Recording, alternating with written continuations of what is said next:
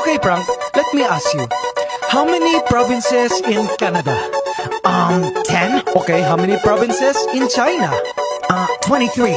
How many provinces in the Philippines?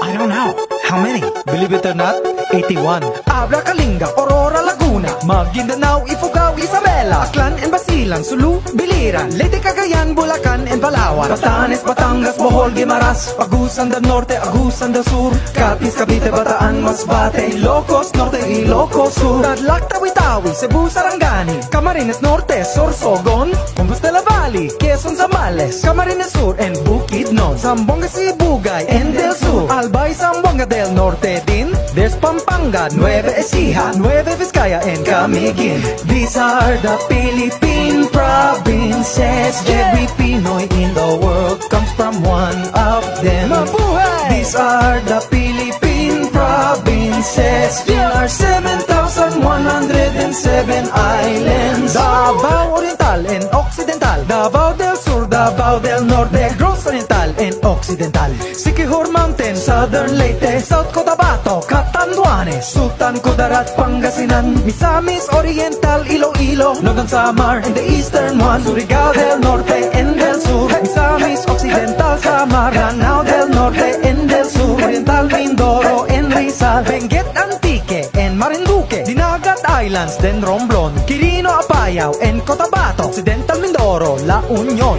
These are the Philippine provinces. Every Pinoy in the world comes from one of them. Mabuhay! These are the Philippine provinces. There are 7,107 islands. Mikey, wait!